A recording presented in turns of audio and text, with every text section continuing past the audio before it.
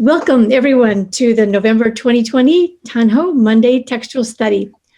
I'm your host, Shirley Paulson of Early Christian Texts, and our presenter this evening is Dr. Hal Taussig. So in the study we're doing tonight, we'll be talking about Jesus' beginnings in the Gospel of John.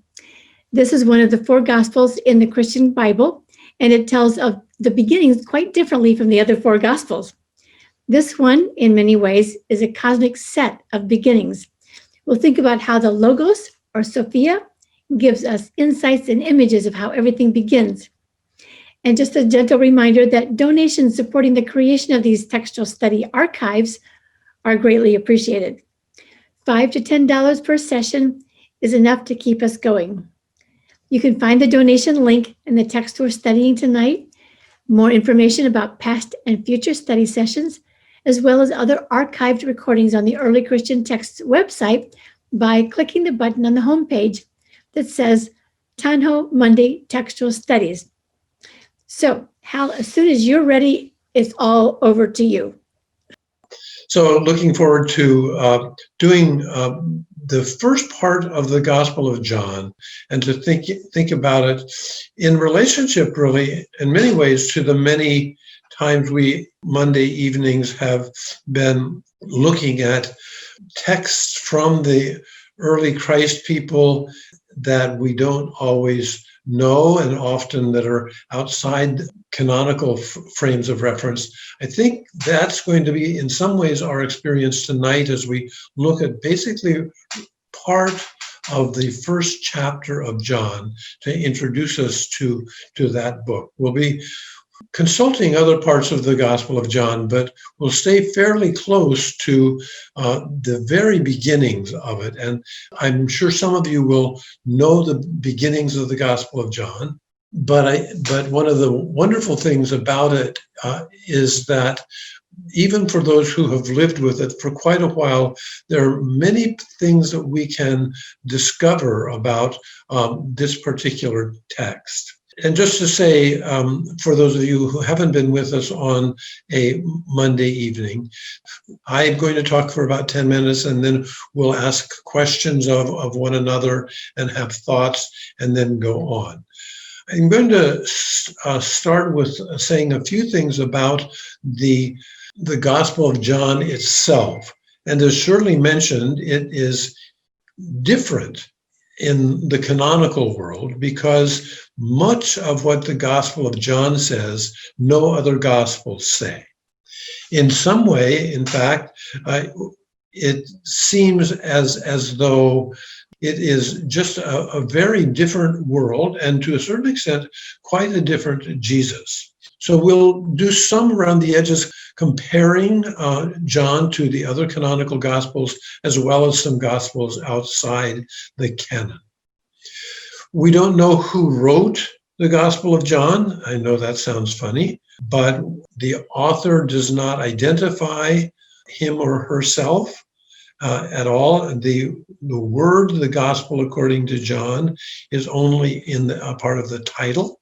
And so we don't really know who this is, as is usually the case when we're talking about ancient Christ people's texts. We almost always don't know who they really were. And so the only way to talk about an author is to talk about the personality of an author or the kind of things that the particular author likes to talk about and from what particular angle. So one of the things there we can say is that the Gospel of John is by far the most cosmic of the canonical Gospels.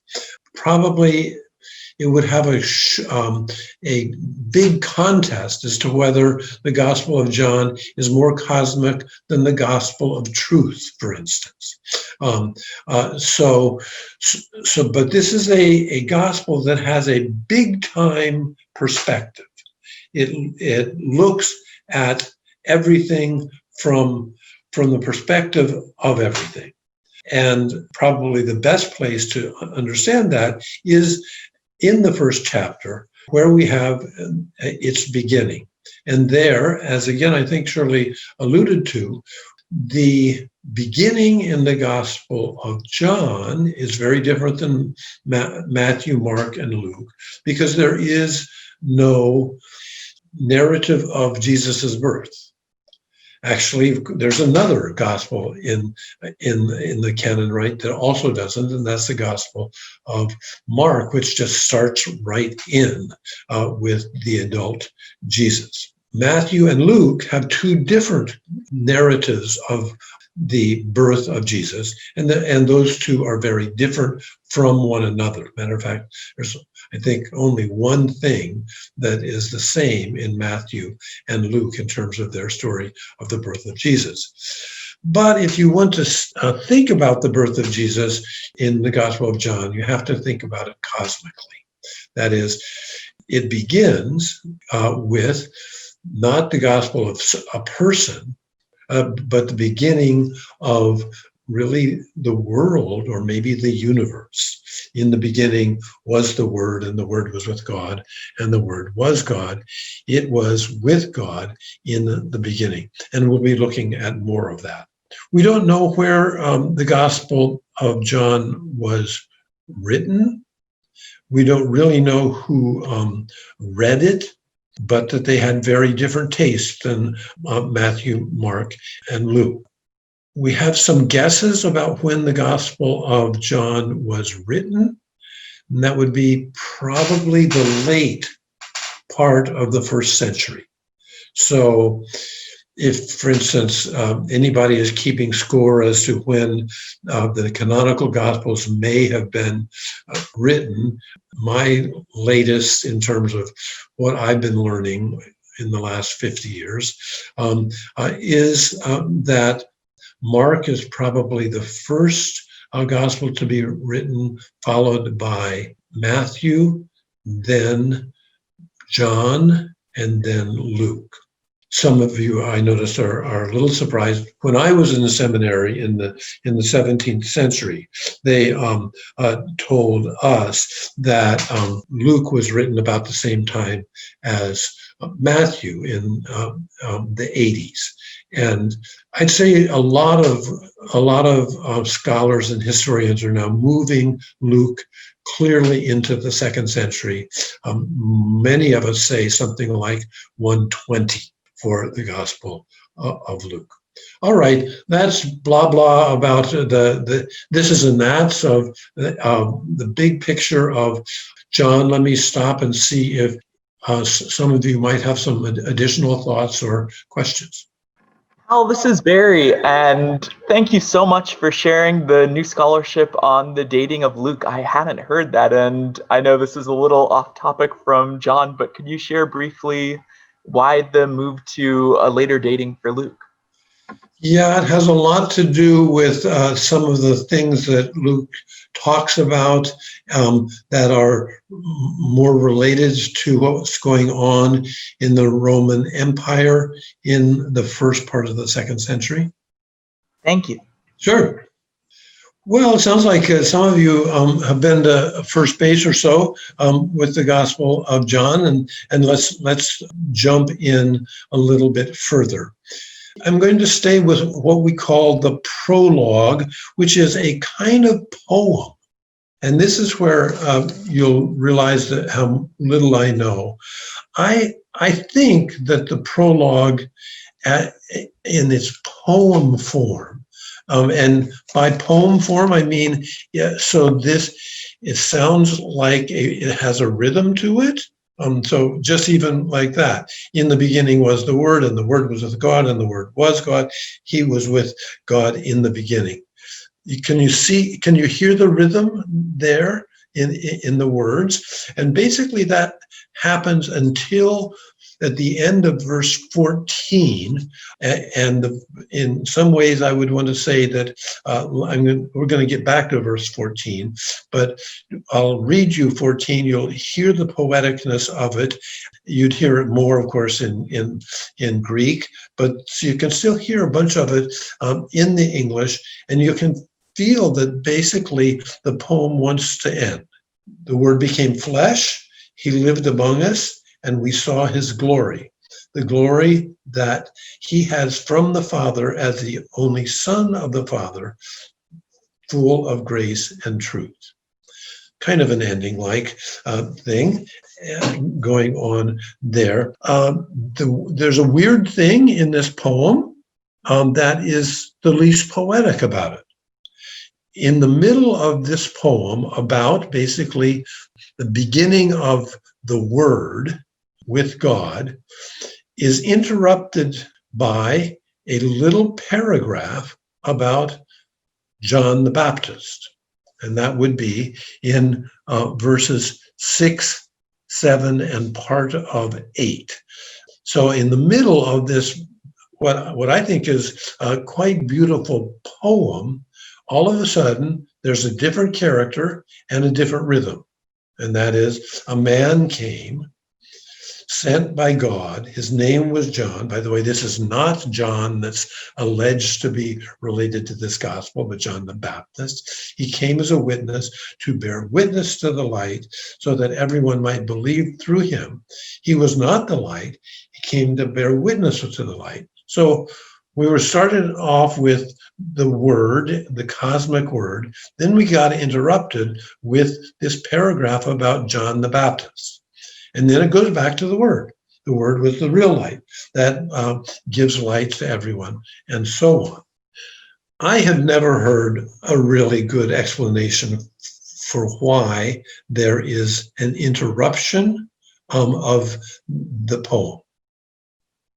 I mean, the character of John the Baptist does appear in the next part of the story, or the beginning part of the story of the Gospel of John. I'm not calling the poem a story, but when it gets into a regular old narrative, you do meet John the Baptist again. So it's as if John the Baptist kind of crowds his way in for a paragraph. And then we have another little paragraph right after 14, again about John the Baptist for 5 lines. And then there's a little bit more kind of clumsy poetry that doesn't have much to do with the first 14 verses. So my description then of this cosmic beginning to John in terms of form is that you have a very tight poem, and we'll look at that just as such in just a minute, but a very tight poem interrupted 1.5 times by little paragraphs about John the Baptist, and then a kind of poetry for the last 3 verses of 16, 17, and 18 go on sort of poetically, but with a different rhythm and more of a different topic than the Word of God. Let me say one other thing that I don't like to talk like this, frankly. I don't like using foreign words to talk to us. I don't think folks that work with these early texts need to say any other language than English, and we need to talk plain about English. But a lot of people talk about this word in the Gospel of John and its prologue, and that is the word logos. That's the Greek word for word. So I'll say that again. It's the Greek word for word.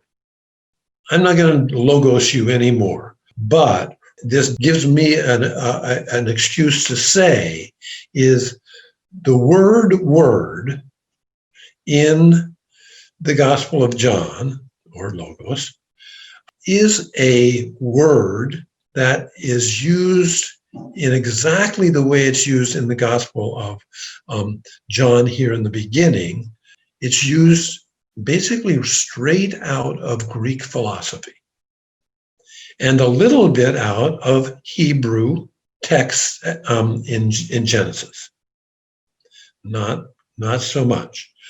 But it's really important for us to know that this character, the Word of God, which is at the beginning with God, that basic concept or even character.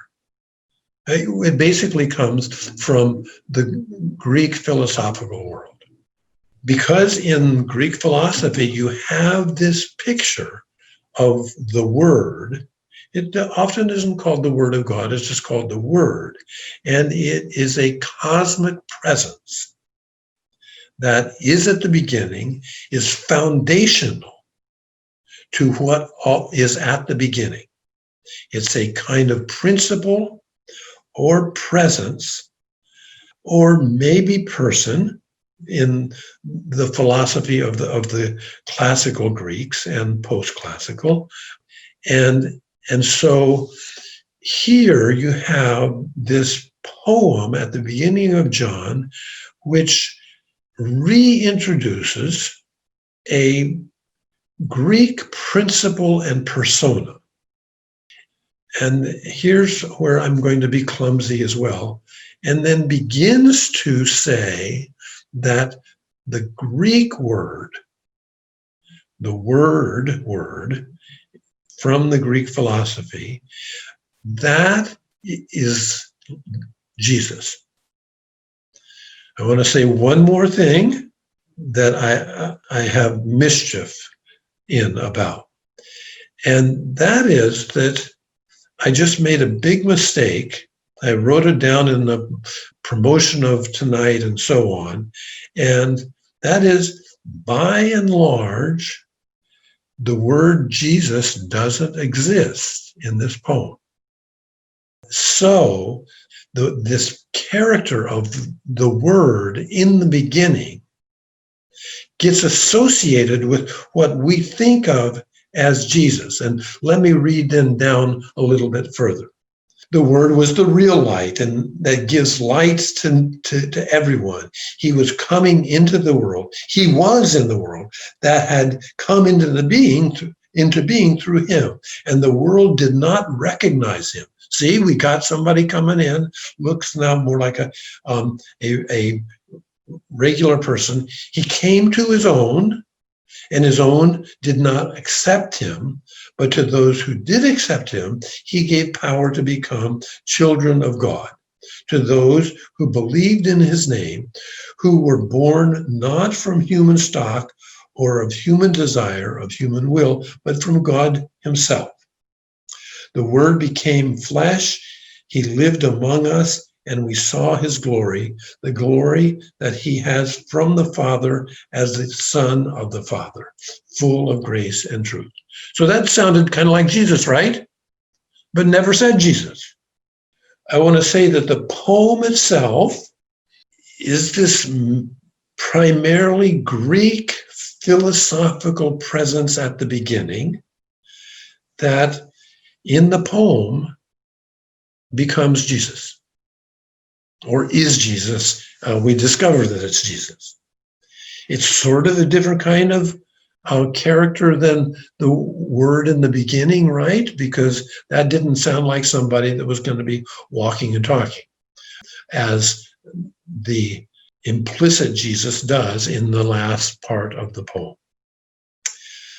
All right, that's a big mouthful. Let me stop and see how we're doing. Let's think together about what I just tried to say. Okay, so my question is, Hal, you've talked about the Greek philosophical background of the word, but what about the mediation of that through Philo? I like to think about the Hellenistic Judaism, also having a lot to contribute toward it as well. Yeah, thank you. Thank you for that. We'll get there some more. We need to talk a bunch about Philo, but I would say on one level or another, everything Philo learned, Plato taught him. That's a little bit of an exaggeration, but Philo is in that stream. He's sort of Jewish. He is Jewish, but yes, that's right. Lots more to learn from the later Greek philosophers, including the Jewish philosopher Philo. Should we say a little bit more on that? You might, I mean, you left us sort of leading us into an interesting question there, Hal. So before we ask more questions, you might fill that in just a little bit for us. Oh, who Philo is? Yeah, so Philo is a first century, almost exact at the same time as Jesus in Egypt, but is one of the most productive writers of the first century. 9 books, we would say. He is a deeply devoted person of Israel who lives with the 200,000 people of Israel in Egypt at that time. I guess Philo would either has one or two projects. It's more or less the same thing. Wants to prove that Israel's law of God is the same as Plato's message. Probably better, it would be Plato's message is Israel's message of God. That is, he wants to say that they're more or less the same and they explain one another. So very interesting. What we're going to just get to in a little bit is that basically John, in quotes, whoever John is, John knows a lot about philosophy, at least in the first chapter. After that, I'm a little less sure of myself. I have a question. I had just recently finished reading the Phaedo, which is by Plato. It's about the dialogue that Socrates had with his students when he was ready to take the poison, getting ready to take the poison. It's during the interval between when he takes the poison and when he dies.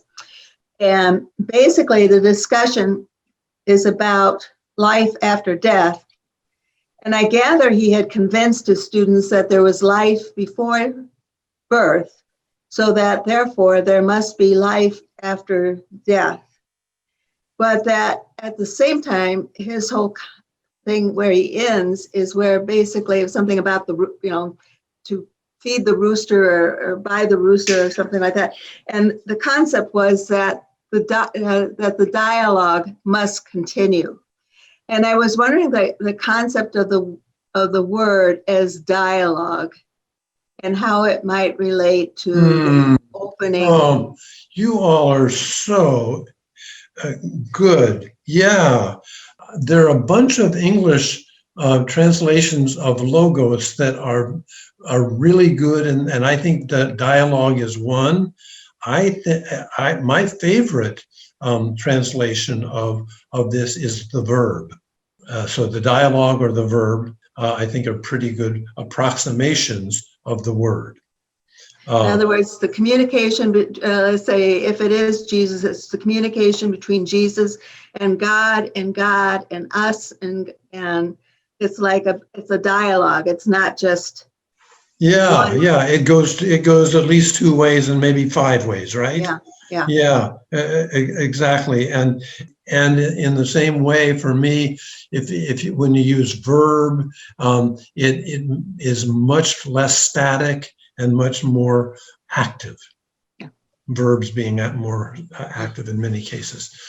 I really want to get to one of the other big players in this in a moment, but let's see if somebody needs to say something before we move on. This is Joy. Hi, Joy. I just wondered if you were going to go into really how this book is actually also showing the connection of the early Christian movement to Judaism, because the word is certainly a Jewish concept as much as it's a Greek concept. And there's a lot of discussion in writers. My favorite guy that I go to for New Testament is Barclay's Daily Bible Study. And he goes on and on about how this logos, which is a Greek word, but the word is so basic to Judaism. I mean, of course, God said and everything was created. Very good. And that also the idea that it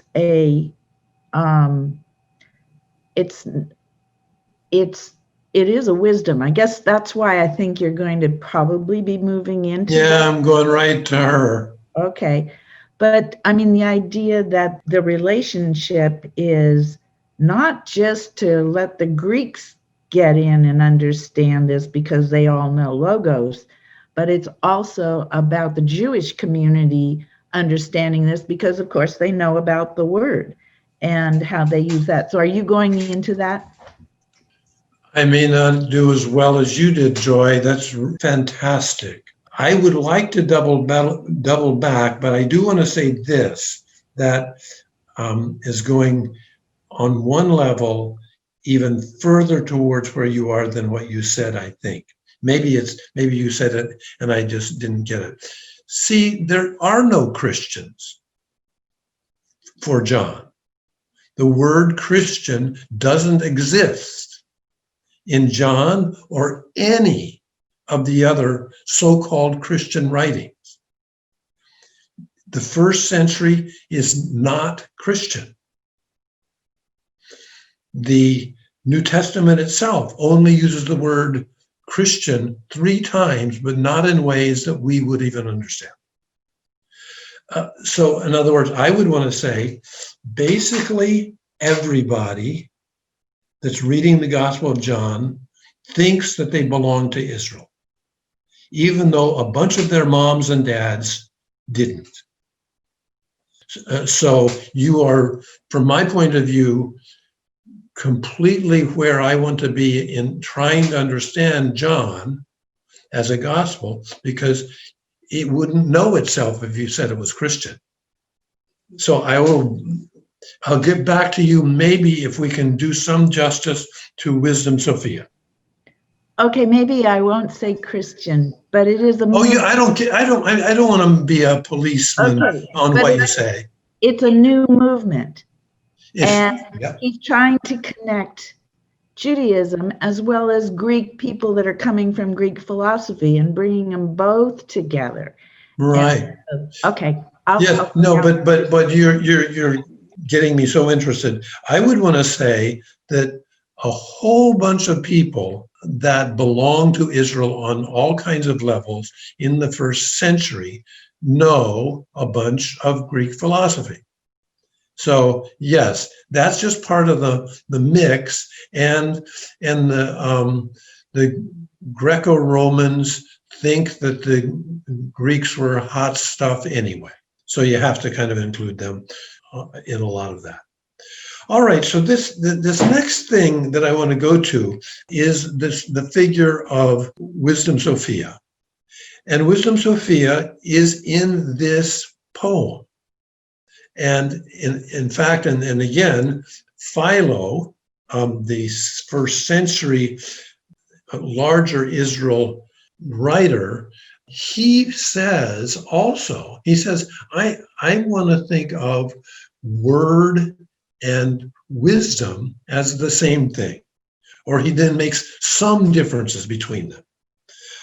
But basically, wisdom and word are both persona in Philo, and they are kind of sister and brother, or something like that. They're metaphysical sisters and brothers, or mythical sisters and brothers. Now, so let's just talk a little bit about wisdom herself, and I'm going to try to do quickly. So there is this figure in the Hebrew scriptures, in about 6 different books of the Hebrew scriptures. There is the figure of wisdom. Wisdom is a divine female presence who visits humans from God and goes back. So she goes back and forth, and she's always a she. Her main stage in the Hebrew scriptures are the Proverbs, the first 8.5, 9 chapters of Proverbs, but I'm going to be reading you about her from Ben Sirach, which is in the Christian and the Episcopalian Bibles. I think I'll just do that for a moment. This is from, and look, it's in my Bible. My Bible, here, see it, and I'm opening it up to a thing that's called Ecclesiasticus. It's also called Ben Sirach. I'm going to just read you a sort of story poem about wisdom. Wisdom speaks her own praises, and in the midst of her people, she glories in herself. She opens her mouth in the assembly of the Most High. She glories in herself in the presence of the Mighty One. She says, I came forth from the mouth of the Most High, and I covered the earth like mist. I had my tent in the heights, and my throne was a pillar of cloud. Alone, I have made the circuit of the heavens and walked through the depths of the abyss, over the waves of the sea and over the whole earth and over every people and nation I have held sway. Among all these, I searched for rest. I looked to see in whose territory I might pitch camp.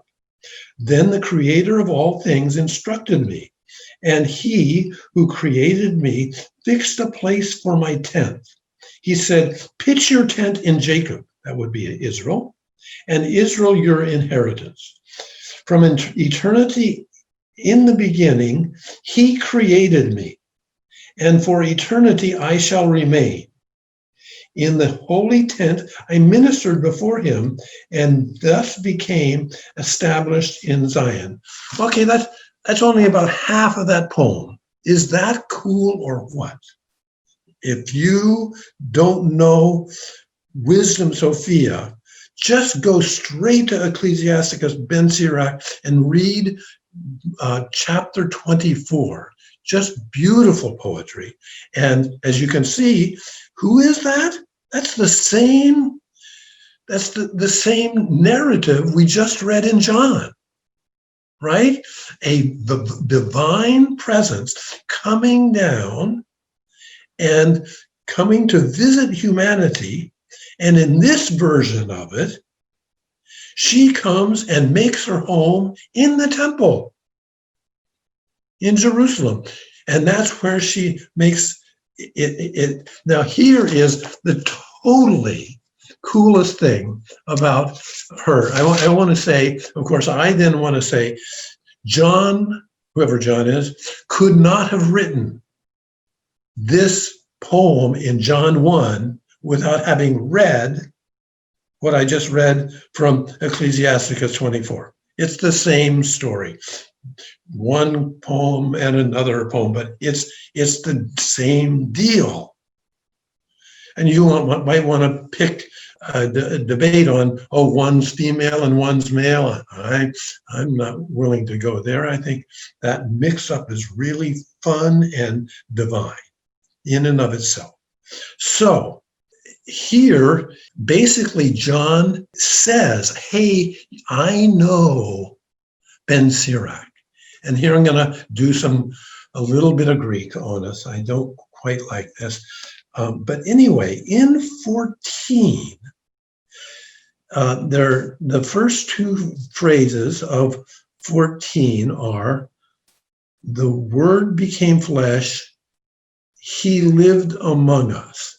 Now, the word lived in Greek, in which Ben Sirach was written, first or second, but we first knew it in Greek. The word lived is the word for made a tent.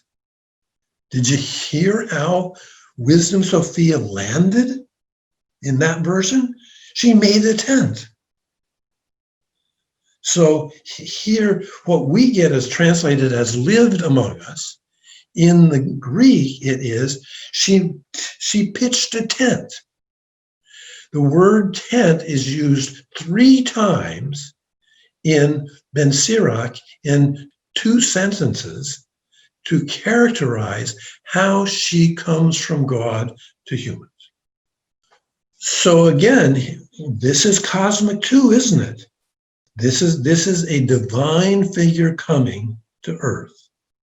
So what this is saying, and I'm squeezing a lot in here, I see. But the other thing I want to say about all of Jesus in John is, and this just blows me away, Jesus takes Sophia's character in John. So let me say this a little bit differently then. So if you, and please do, if you don't know Wisdom Sophia, please read her in for instance, Proverbs. But she talks a lot in Proverbs. And she talks like she's divine. She is divine, she says. She's running everything. And she never is wrong about anything. And she talks so much and so long about how great she is and how tight she is with God. Now, if you read Matthew, Mark, and Luke, Jesus, has a little bit of that in him. But in John, that's all Jesus does is say how great he is and how tight he is with God the Father. Jesus says about himself in like 70 different ways in John, God the Father and I are just one. We're just the same thing. Now, if you read it carefully, there's fights to have there. But that's exactly the way Wisdom Sophia talks about herself in the Hebrew Scriptures. Cosmic, divine, and a funny kind of divine that likes hanging out with people. All right, so I've written, co-written 2 books on Sophia, so you know I'm into her. But this is the quick version of Meet Jesus Sophia. Meet the cosmic Jesus Sophia. Let's catch up and see how messy we got in trying to say that. I was sort of thinking that I believe in the religion, what I don't want to call it Judaism of the first century or right. Yeah. But that wisdom was also tied to Torah. Absolutely. Yeah. And so if Sophia came and put her tent with Jacob, would that not be the Torah coming to Jacob, to Israel? And would that then make a relationship then between Jesus and Torah as sort of a fulfillment of the Torah in some sense of almost marriage, if you will? Good. Well, thanks. Yeah. Well, so basically, that's what Matthew says about Jesus and Sophia. So when Matthew introduces Jesus as Sophia, which he does twice, he uses Jesus as, the complete fullness of the Torah as well. In other words, it's a larger sense of presence.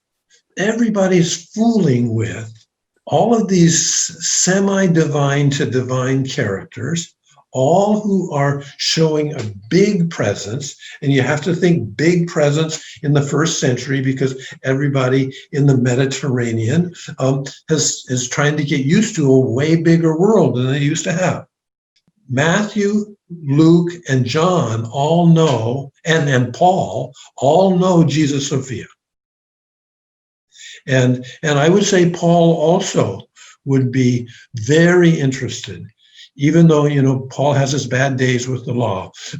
Basically, Paul also says it is that Torah presence that Jesus brought. That's in 1 Corinthians 2. Well, the sort of the follow-on then is John in some ways trying to tie in, Plato along with the Torah as a way of sort of combining the backgrounds for a new Christian or a new movement following Jesus that has both Gentiles and Hebrew. Mm-hmm. Yeah, so many things to say right there with you, Anita. I think that the thing that's going on in humanity in the Mediterranean is there's so much bigness and difference and fullness of all kinds of humanity. Everybody's working as hard as they can to have a presence that's bigger, more complex, and willing to merge all of these different kinds of humanity that now are coming together, because Rome was mean to all of them. But that doesn't mean that once you get into neighborhoods with each other, you don't want to say, look, the world's bigger. And I want to know that kind of God. Other thoughts or questions or protests? We always like protests or I don't get it as well. Well, Okay, this is Joy again. Hi, Joy. So you keep wanting to equate wisdom or this cosmic word to a person, Jesus, but I want to equate it with a concept of Christ, of a relationship between God and man and all of us. And that's where I feel like we're not needing to personalize this word. That's what it is. It is a principle. It is an energy. It is a wisdom that's not a person. So I say what this is doing is not saying we're showing Jesus as Sophia, two personalities, but it's really about Christ as a connection to God that's relatable to us right here on the earth. Joy, if people don't get what you just said, it's a great loss. There is no way that we can get out of this hour without saying yes to everything you just said. It's a cosmicization also. Would you say that too, rather than a personalization? And I like all of the kind of philosophical ways you talk about it as well. Yeah, and I would want to stand corrected. I mean, it's not that John and Ben Sirach don't agree that there's personality there. But I agree with you that that's not even half of the message. Thank you so much. I might like to just add in there a little bit my thoughts about that. I love this question. I think the advantage of discerning Sophia in the context of Jesus does kind of what Joy's talking about in terms of helping us to think of Jesus in a different way. And it leads me to the question you brought in the first place, Hal, when you said, is this helping us rethink the whole concept of Christmas? Is it a welcoming of a bigger Sophia concept rather than a small human being? Is it a cosmic Christmas rather than a finite, tiny one? It's just an interesting way to open up our thought about the whole meaning of even Matthew and Luke too. That's also very, very helpful. And I mean, if one is into Christmas, I thought some people might be, there are connections. There is a cosmic character to parts of Luke. It's not at all the same as John, but the folks flying around the sky is kind of cosmic.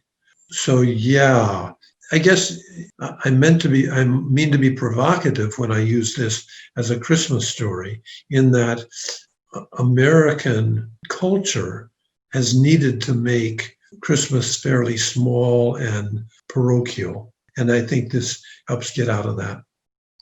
So the other thing I would just say as we're ending is it is true that the Jesus stories in John are bigger stories. So, for instance, they're not as exact. They don't have as much personality as Mark, Luke, and John. It's more of a cosmicization of it and a broadness to it.